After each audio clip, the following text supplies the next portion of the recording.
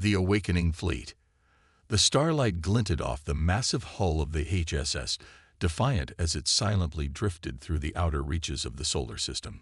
Commander Elena Reyes stood at the observation deck, her reflection barely visible against the backdrop of endless stars. Those same stars had been humanity's prison for the last 43 years. "Status report," she said, her voice calm despite the weight of 7 billion souls resting on her shoulders. Lieutenant Commander Jackson appeared at her side, tablet in hand. "All systems operating at optimal capacity, Commander. Stealth systems holding stable. We're approaching the quarantine line." Elena nodded, her eyes fixed on the seemingly empty space ahead. She knew what waited there, the unseen boundary that had kept humanity caged since first contact went catastrophically wrong. "Is the quantum fold drive ready?" she asked. "Dr. Okafor reports all systems green. If it works as designed, the aliens won't even know what hit them." "What hit them," Elena corrected, "is diplomacy. We're not starting a war today, Lieutenant. We're ending a quarantine." The Galactic Alliance, a confederation of 17 spacefaring species, had declared Earth a restricted zone after the disastrous first meeting between humans and the Lorani diplomatic vessel. Humanity had fired upon the alien ship, mistaking their scanning beams for weapons targeting. The Alliance response had been swift and brutal. A blockade of advanced warships positioned at the edge of the solar system, with standing orders to destroy any human vessel that attempted to cross the boundary. For nearly half a century, humanity had endured their cosmic prison sentence, but they had not been idle. The secrets gleaned from the wreckage of downed Alliance patrol ships had fueled a technological revolution unlike anything in human history. The Defiant was its culmination, a vessel unlike any the galaxy had ever seen. "Bridge to Commander Reyes," came a voice over the comm. "We're receiving the final authorization codes from Earth Command." "Acknowledge," Elena replied. "I'm on my way." The bridge of the Defiant hummed with tension as Elena took her command chair. Around her, the finest minds Earth had to offer monitored systems far beyond what humanity had possessed just decades earlier. "Transmission from Earth Command, Priority Alpha," announced Communications Officer Lin. The main viewscreen flickered to life, revealing the stern face of Admiral Helena Vega, Supreme Commander of Earth Defense Forces. "Commander Reyes," the Admiral began, her voice carrying the gravity of the mission. "The United Earth Council has unanimously approved Operation Breakout. You are authorized to proceed beyond the quarantine line." Elena straightened in her chair. "Understood, Admiral." "Remember your objectives," Vega continued. "Demonstrate our capability to breach their blockade. Establish contact with the Alliance Council. Negotiate from a position of strength, not desperation." Her expression softened slightly. "And bring my ship back in one piece, Commander." "Yes, Mom." As the transmission ended, Elena looked around at her crew. Each face showed a mixture of determination and apprehension. They were about to make history, or become a footnote in its final chapter for humanity. "Navigation. Set course for the quarantine boundary," she ordered. "Dr. Okafor, prepare the quantum fold drive for activation." Dr. Amara Okafor's dark fingers danced across her console. The Nigerian physicist had led the team that developed the revolutionary drive system, technology that not even the Alliance possessed. "QFD spooling up," she reported. "Field stabilizers nominal. Probability matrices aligned." Elena addressed the entire bridge. "What we do today changes everything. For 43 years, they've kept us bottled up in our own solar system, claiming we're too violent and unpredictable to join galactic society. Today we show them that humanity will not be caged." The ship moved silently toward the invisible line that had defined the boundaries of human exploration for nearly half a century. Alliance sensor buoys dotted the region, programmed to alert their patrols at the first sign of human technology approaching. "Alliance patrol vessels detected," reported Tactical Officer Chen. 3 warships on standard patrol pattern, approximately 2 million kilometers ahead. Elena nodded. Maintain stealth protocols. Take us to within 500,000 kilometers of the boundary. The Defiant slipped forward, its revolutionary hull material absorbing sensor suites rather than reflecting them. The Alliance had no idea what was coming. Boundary approaching, Commander. Navigation announced. 500,000 kilometers. Mark. Elena took a deep breath. Activate the quantum fold drive. Dr. Okafor's hands executed the precise sequence they had rehearsed countless times in simulation. QFD active. Creating localized space-time fold. The stars on the view screen seemed to stretch and bend as space itself warped around the Defiant. Unlike conventional faster-than-light travel, which pushed a ship through normal space at superluminal speeds, the QFD created a temporary fold in the fabric of space-time, allowing the vessel to simply step from one point to another.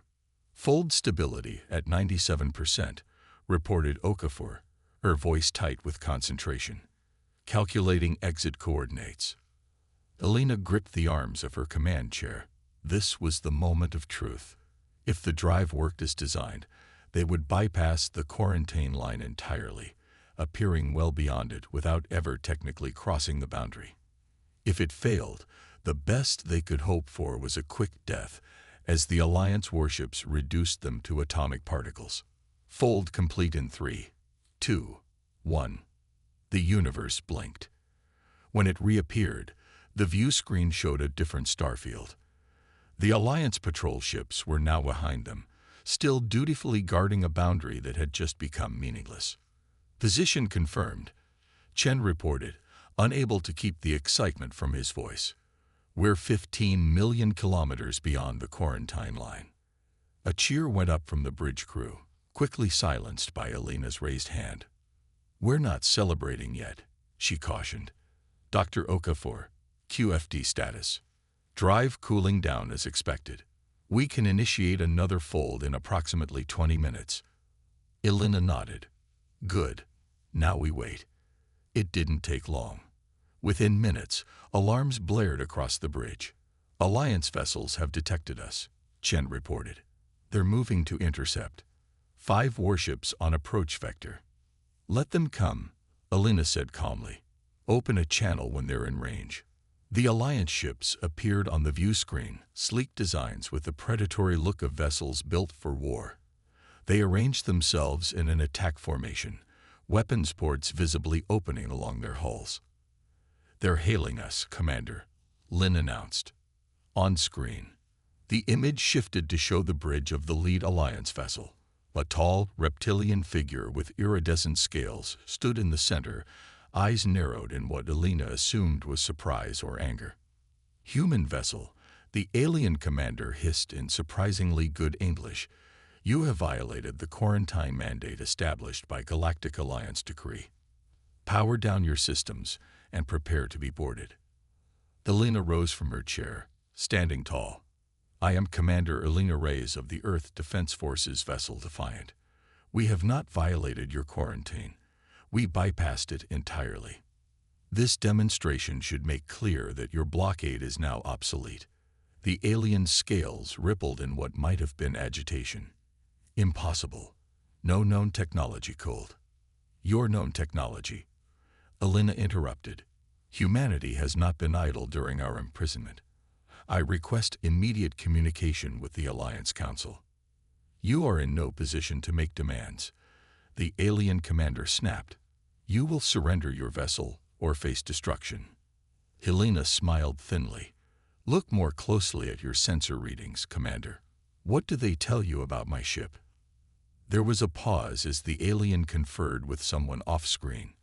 When he returned his attention to Elena, his posture had changed subtly. Your power signature exceeds anything in our database, he admitted reluctantly. But that changes nothing.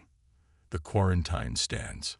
The quarantine, Elena replied firmly, ends today, either through diplomacy or demonstration. The choice is yours. The alien commander studied her for a long moment before responding. Stand by for further instructions. As the transmission ended, Elena turned to her crew. And now we wait. Tactical, Maintain defensive posture, but do not power weapons unless I give the order. They're scanning us extensively, Chen reported, and I'm detecting communications between their vessels and what appears to be a command facility deeper in Alliance space. Elena returned to her chair. They're trying to figure out what we are and what we want. And what do we want, Commander? Asked Lieutenant Commander Jackson quietly. Elena looked at the alien ships on the view screen, representing the barrier that had held humanity back for too long. A seat at the table, she replied. Nothing more, nothing less. 3 tense hours passed before the Alliance commander returned to the screen. Human vessel, he announced formally. The Alliance Council has agreed to receive a delegation from your government. You will follow our escort to the designated coordinates. Elena allowed herself a small smile. Thank you, Commander. We accept your escort. As the transmission ended, a cheer erupted across the bridge, and this time, Elena didn't silence it. Phase 1 of Operation Breakout was complete. The real challenge was just beginning. The Defiant, humanity's first true starship, moved forward into alien space, escorted by the same vessels that had kept humans prisoners in their own solar system for nearly half a century.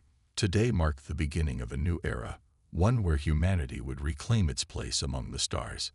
Diplomacy through strength.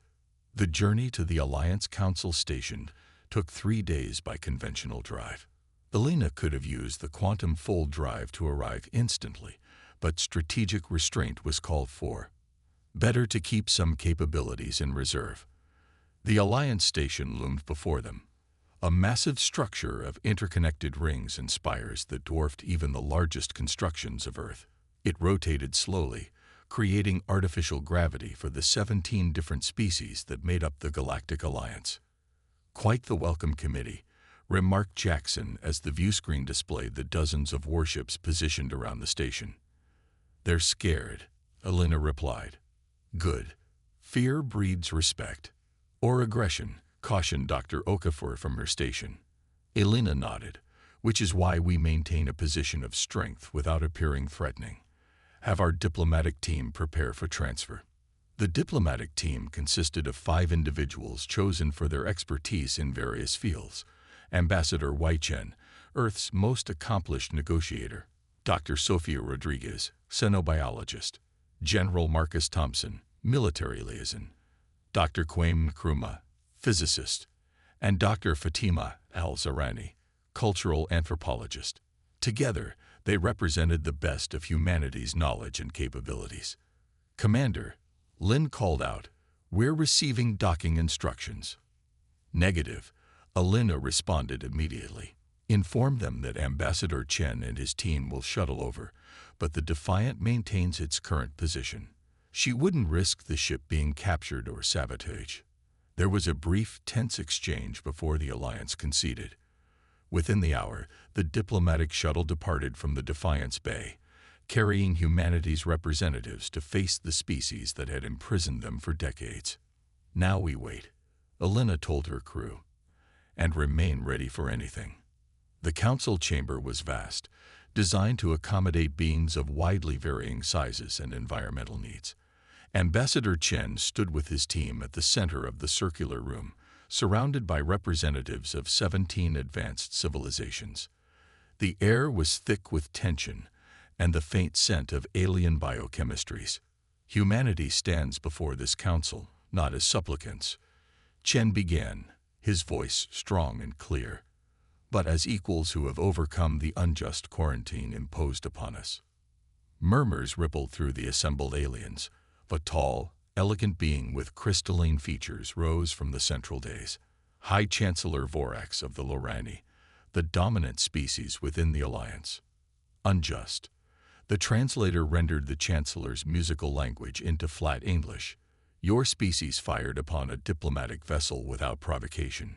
You demonstrated precisely the violent, impulsive nature that makes you unfit for galactic society. Chen nodded respectfully.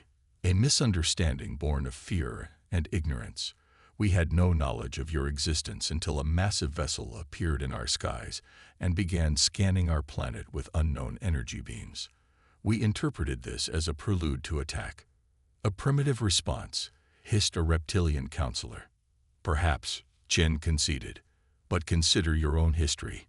Did none of your species react with fear to their first contact with alien life? The difference is that you were guided into galactic society by established spacefaring races. We face you alone, unprepared. General Thompson stepped forward. The quarantine might have been justified initially, but 43 years is excessive punishment for a misunderstanding.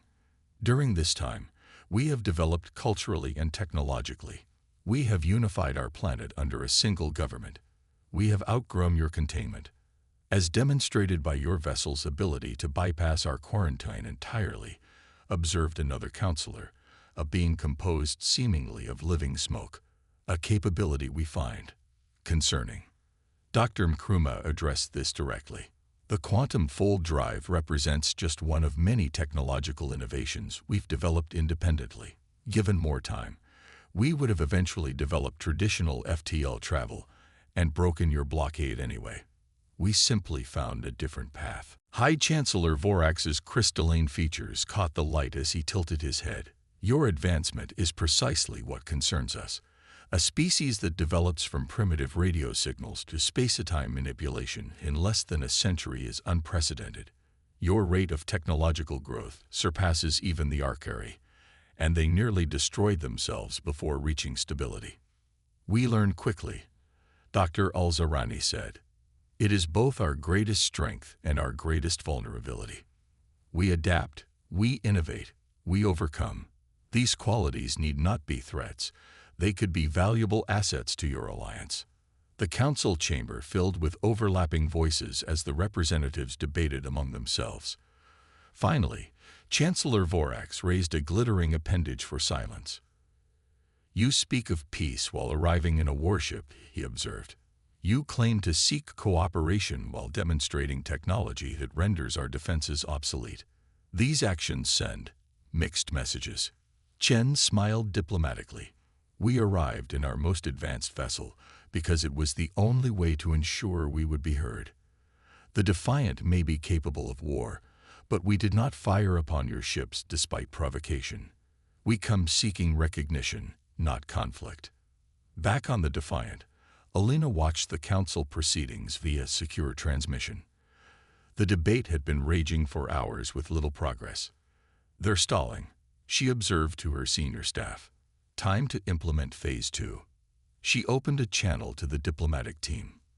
Ambassador Chen, please inform the council that we're prepared to proceed with our demonstration. Chen's face betrayed no surprise at the interruption. He simply nodded and turned back to the alien representatives. Honored Council, to demonstrate both our capabilities and our restraint, we have prepared a brief display. With your permission. Without waiting for a response, Chen nodded to Dr. Nkrumah, who activated the small device. The chamber's holographic display activated, showing the Defiant still positioned outside the station. As they watched, the human vessel seemed to flicker and vanish. What trickery is this? Demanded one of the counselors. Seconds later, alarms blared throughout the station. On the display, the Defiant reappeared, now positioned at the far side of the Alliance homeworld, having bypassed the entire defense fleet in an instant. As you can see, Chen continued calmly amid the chaos. We could have appeared anywhere, in orbit of any of your homeworlds, beside any of your most crucial installations. We chose instead to merely demonstrate the capability. Before the council could respond, the Defiant vanished again, reappearing moments later at its original position near the station. Humanity does not seek war, Chen stated firmly, but neither will we accept imprisonment. We propose a simple resolution. The quarantine ends today.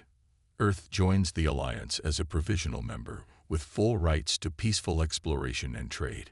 In exchange, we share certain aspects of our technological developments, including limited applications of the quantum fold theory.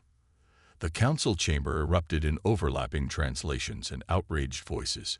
Chancellor Vorax eventually restored order with a resonating harmonic that cut through the cacophony. You negotiate at gunpoint, the Chancellor observed. Chen shook his head. We negotiate as equals, Chancellor. For too long, humanity has been judged by the actions of our frightened past rather than the potential of our future. Today, that changes. Hours later, Alina welcomed the diplomatic team back aboard the Defiant. Their expressions told her everything she needed to know. They've agreed, Chen confirmed, exhaustion evident in his voice. Provisional membership with a review after 5 Earth years. The quarantine ends immediately, and we're permitted to establish an embassy on the council station. And the technology exchange? Helena asked. Limited, as we proposed, Dr. Nkrumah replied. Enough to demonstrate our value without compromising our strategic advantages. Elena nodded, satisfaction warming her chest. Well done, all of you. Earth Command will be pleased. As the diplomatic team dispersed to rest after their ordeal, Alina returned to the bridge. The Alliance station still dominated the view screen, but now it represented opportunity rather than oppression. Set course for Earth, she ordered. Standard drive. Let's give our new allies time to inform their border patrols about the change in status. Yes, Commander, acknowledged navigation. As the Defiant began its journey home, Alina gazed at the stars that had been humanity's prison and were now their highway. The road ahead would not be easy. Centuries of isolation and mistrust would not disappear overnight. But humanity had earned its place at the table through ingenuity and determination.